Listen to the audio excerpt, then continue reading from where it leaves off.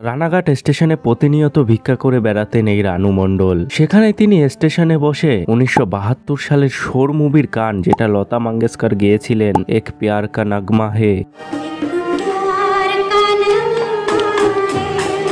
এই গানটি সে তার নিজের সুরে গাইছিলেন।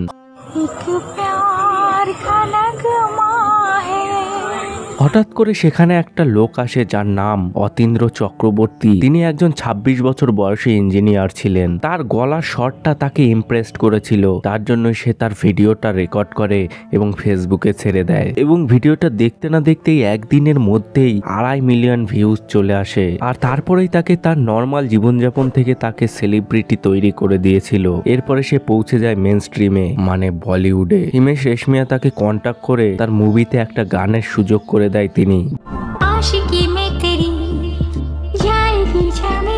যেহেতু সে তখন ভাইরাল অবস্থায় ছিল এবং তাকে নিয়ে যেই টপিকটাই আসতো না কেন, তার গান হোক বা কোনো ইন্টারভিউ, সবকিছুই ভাইরাল হতো, সেটা তো অবশ্যই হবেই। এবং তারপরে তিনি ইন্ডিয়ার বড় বড় রিয়েলিটি শো যেমন সুপারস্টার সিঙ্গার এবং কমেডি স্টার, এবং এটাও জানা গেছিল তিনি বিগ বস 13 লাঞ্চ ইভেন্টে তাকেও ইনভাইট করা হবে, মানে অ্যাজ এ গেস্ট হিসাবে তাকে ইনভাইট করা হবে। তার কেরিয়ারটা একদম পিকে ছিল, কিন্তু তারপরে শুরু হয় তার ডাউনফলের সময়। তিনি এয়ারপোর্ট থেকে ফেরার সময় এক ভদ্র মহিলা অ্যাজ এ ফ্যান তার কাছ থেকে একটা ছবি নেওয়ার চেষ্টা করে, কিন্তু সে তাকে কি বলে স্পর্শ করছো কেন, এবং তাকে মনে করিয়ে দেয় যে সে একজন সেলিব্রিটি। আসলে সে হিন্দিতে এই শব্দটা বলেছিল, তুম লোগো মে কোই আকল নাম কি চিজ হ্যায় কি নেই। এবং এই জিনিসটার পরেই পুরো ইন্টারনেট জগৎ তাকে ট্রোল করেছিল। এবং তারপরে তার আরেকটা ঘটনা দেখা যায়, যখন আরেক মহিলা তার সাথে সেলফি নিতে যাচ্ছিল এবং সে তার গায়ে টাচ করে তাকে ডাকার চেষ্টা করছিল, তখন সে আবার ঘুরে গিয়ে তাকে খারাপ মন্তব্য করে, বলে তুমি টাচ করছো কেন আমাকে,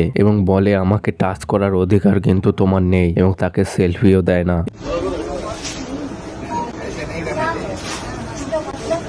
এবং তখনই তার সোশ্যাল মিডিয়ায় একটা মেকআপ করা ছবি ভাইরাল হয়। সেটার কারণে সে প্রচুর পরিমাণে ট্রোল হয়। মানে তার ছবিটা এমন ছিল, সেটাকে দেখে সবাই দ্য কনজিউরিং মুভির সাথে তুলনা করেছিল ওই ছবিটির, এবং সোশ্যাল মিডিয়ায় ভীষণ পরিমাণে ট্রোল করা হয় তাকে। তিনি ভাইরাল হওয়ার পরেই তার মেয়ে এলিজাবেথ সাথী রয় তার মার কাছে ফিরে আসে বহু বছর পর। মানুষের তো এটাই মনে হয়েছিল, তারা এটাই বলছিল যে ভাইরাল হওয়ার পরেই তার মার সাথে দেখা করতে এসেছে, এর আগে কোথায় ছিল।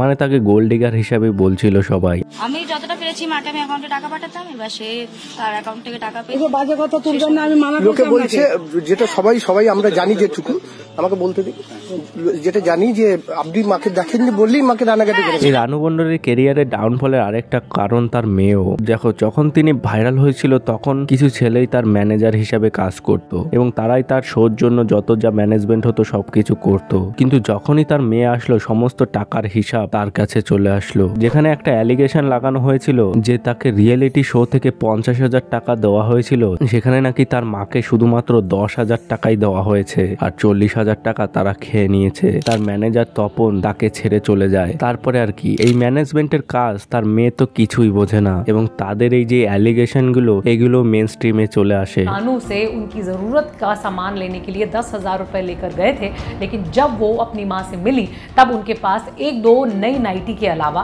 जरूरत का कोई और सामान नहीं था। এর জন্য তার মেয়েকেও সবাই ট্রোল করতে থাকে। বলতে পারো এখন তার মেয়ে কোথায় গেছে? আজকের দিনে দাঁড়িয়ে রানু মণ্ডল এখন একাই থাকে। না আছে তার কাছে কোনো শো, না আছে কোনো ইনকামের পন্থা, না আছে তার মেয়েও। এখন সে তার বাড়িতে একাই থাকে, এবং যখনই কিছু ইউটিউবার বা সোশ্যাল মিডিয়া ইনফ্লুয়েন্সার তার সাথে দেখা করতে যায়, তখন তাকে কিছু খাবার দিয়ে আসে বা তার বিনিময়ে তাকে কিছু টাকা দিয়ে আসে। এইভাবেই চলছে তার দিন, এবং কোনো সময় তো তিনি রাগ হয়ে যায় এবং তাকে জাটা পেটাও করে। আর এইভাবেই চলছে আজকের দিনে তার সময়। কি ছিল আর এখন কিসে পরিণত হলো।